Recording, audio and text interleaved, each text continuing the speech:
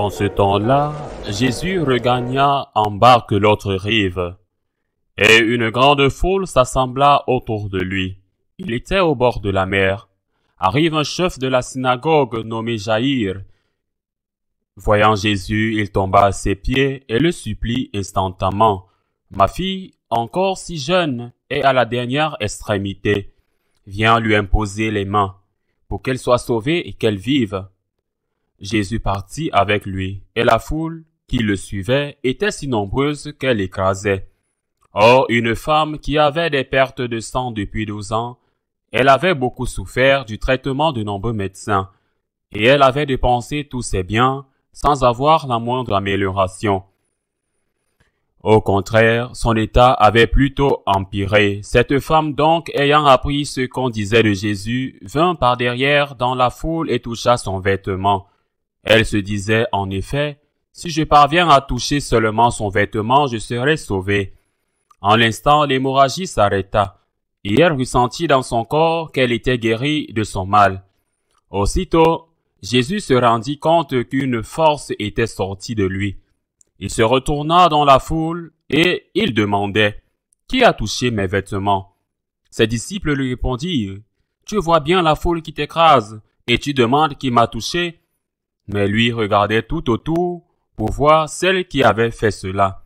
Alors la femme, saisie de crainte et toute tremblante, sachant ce qui lui était arrivé, vint se jeter à ses pieds et lui dit toute la vérité.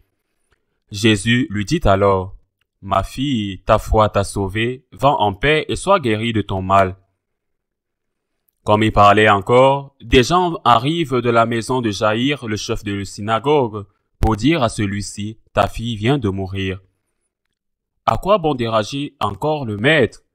Jésus, supprenant ces mots, dit au chef de synagogue, « Ne crains pas, crois seulement. » Il ne laissa personne l'accompagner, sauf Pierre, Jacques et Jean, le frère de Jacques. Ils arrivent à la maison du chef de synagogue. Jésus voit l'agitation et des gens qui pleurent et poussent de grands cris. Il entre et leur dit, « Pourquoi cette agitation et ces pleurs? L'enfant n'est pas morte. Elle dort. » Mais on se moquait de lui. Alors, il met tout le monde dehors, prend avec lui le père et la mère de l'enfant et ceux qui étaient avec lui. Puis il pénètre là où reposait l'enfant. Il saisit la main de l'enfant et lui dit, « Talitha koum », ce qui signifie, « Jeune fille, je te le dis, lève-toi. » Aussitôt la jeune fille se leva et se mit à marcher. Elle avait en effet 12 ans. Ils furent frappés d'une grande stupeur, et Jésus leur ordonna fermement de ne le faire savoir à personne, puis il leur dit de la faire manger. Acclamons la parole de Dieu. Deux miracles merveilleux de Jésus. Outre le fait que nous devons insister sur le fait que le Seigneur a fait et continue de faire des miracles, qui ne sont pas des inventions ou de simples symboles. Ce sont des faits qui ont une signification, qui ont un caractère symbolique. Mais ce ne sont des événements historiques. Ce sont des événements historiques. Voyons parce que ce sont deux miracles très importants. Voyons ce que chacun d'eux signifie et l'enseignement qu'ils ont. Commençons par cette femme dont l'évangile dit qu'elle avait des hémorragies et il dit qu'elle avait dépensé toute sa fortune pour essayer de se soigner. Mais au lieu de s'améliorer, elle avait empiré. Cette femme cherche la santé. Ce dont parle l'évangile est aussi un fait concret. Elle est allée de médecin en médecin et les médecins n'ont pas pu la guérir. Bon, certains ont pu profiter d'elle et d'autres ont tout fait et n'ont pas réussi. Mais c'est aussi un fait symbolique, un enseignement. Cherches-tu le bonheur? Et tu vas de médecin en médecin, de prescription en prescription, de partenaire en partenaire. Aujourd'hui, il n'y a plus une relation qui se brise. Aujourd'hui, il y a une relation avec l'autre et il est au courant d'entendre les gens dire, j'ai toujours été monogame. Parce que je n'ai jamais eu de partenaire en même temps. C'est-à-dire qu'aujourd'hui, la monogamie est comprise comme la succession presque ininterrompue de partenaires différents. Vous cherchez le bonheur, et qu'est-ce que vous trouvez? Non seulement vous ne l'avez pas trouvé, mais vous avez dépensé toute votre fortune, votre temps, votre vie. Les années vous sont tombées dessus et maintenant, qu'allez-vous faire? Vous cherchez encore un nouveau partenaire comme si vous n'en aviez pas assez, comme si vous n'aviez pas compris la leçon que ce n'est pas la bonne voie. Et après une autre frustration d'une autre rupture, qui se laisse toujours une blessure, tout comme vous laissez des blessures, une autre et une autre et une autre et une autre des relations qui n'ont même pas la stabilité de ce que nous comprenons comme un couple, mais qui sont pratiquement des relations de week-end, si elles durent même un week-end. Et c'est juste pour donner un exemple à ce stade. Mais nous pouvons bien sûr l'étendre à la question de l'argent. Est-ce que vous voulez une chose? Est-ce que vous la voulez? Est-ce que vous la voulez? Est-ce que vous voulez être heureux? Est-ce que vous allez même être heureux? Vous le voulez? Vous le voulez et vous pensez que vous allez être heureux. Et quand vous l'avez, vous voulez quelque chose d'autre. Et vous allez être heureux si j'avais ça. Quoi que ce soit, entrez, je ne sais pas, aux États-Unis. Avec ça, vous serez heureux. Quand vous entrez aux États-Unis, vous voulez quelque chose d'autre. Et puis, vous voulez quelque chose d'autre. Et puis, vous voulez quelque chose d'autre. Et puis, vous voulez quelque chose d'autre. Et à la fin, rien ne vous rend heureux. Et vous laissez votre fortune, qui est votre vie, sur le chemin. Et aussi, beaucoup de fois, vous laissez votre santé acquérir des vices, parfois des dépendances très graves comme les drogues. Jésus est ton médecin. Première leçon. Jésus est ton médecin. Il est le seul qui peut te guérir. C'est-à-dire qu'il est le seul qui peut remplir ton cœur. Il est le seul qui peut te rendre heureux.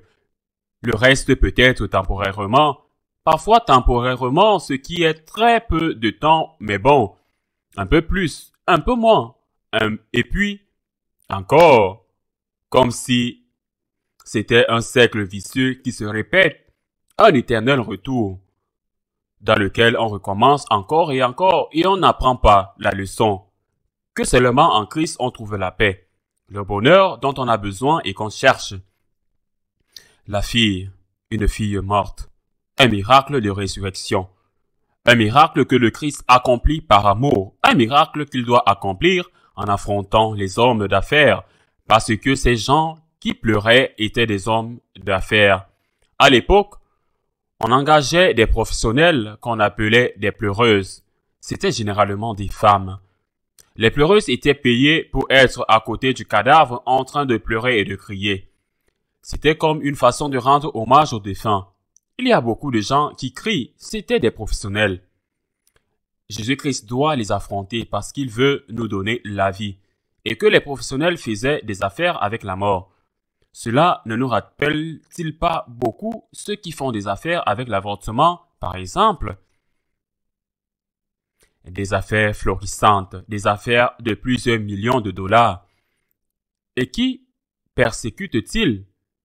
Ceux qui font des affaires avec l'avortement, par exemple, en allant jusqu'à vendre des organes prélevés sur des bébés. Alors que ces bébés sont déjà dans les derniers mois de la grossesse, persécutent-ils des gens? Non, ils persécutent une personne qui se tient sans déranger personne, à quelques mètres de la clinique d'avortement, en silence, en priant le chapelet. Voilà qui ils persécutent. Le Seigneur affronte les marchands de mort parce qu'il est le seul à donner la vie. Il y a une très belle caractéristique qui passe peut-être inaperçue et qui unit ces deux miracles. La femme touche Jésus et est guérie. D'ailleurs, cela veut dire que les reliques, si vous avez la foi, ont une grande valeur de guérison. Si vous avez la foi parce que ce que la femme a fait, c'est toucher une relique. Jésus était habillé. Il avait le manteau. Et elle touche le manteau. Elle dit, juste en touchant son manteau, je serai guérie. Si elle a la foi, et Jésus lui dit, votre foi vous a guéri. La femme touche Jésus, elle touche son manteau, elle touche sa relique. elle touche Jésus. Mais ensuite, Seigneur, notre Seigneur, avec l'enfant, après qu'il ait ressuscité, dit aux parents de la nourrir. Bien sûr, c'était aussi un soulagement physique dont il sait que l'enfant avait besoin à ce moment-là. Bien. Mais c'est aussi un enseignement. Que signifie toucher Jésus? La prière. Que signifie la nourrir, la communion? Es-tu malade? Es-tu malade dans l'âme? Es-tu malade dans ton âme? Des dépressions, d'autres types de maladies? Que vous devez peut-être avoir un traitement médical spécialisé? Êtes-vous malade? Êtes-vous malade dans le corps? Êtes-vous malade parce que vous souffrez avec votre famille? Touchez Jésus. Touchez-le. Comment le toucher? La prière, l'adoration du Saint-Sacrement. Touchez Jésus et laissez-le vous toucher. Si vous n'êtes pas en communication avec lui, il ne peut pas vous guérir. Vous serez capable d'aller n'importe où à la recherche d'un élixir qu'un ami vous a dit qu'il va enlever cette chose et payer n'importe quelle somme d'argent pour vous sentir désillusionné après. Touchez Jésus par la prière.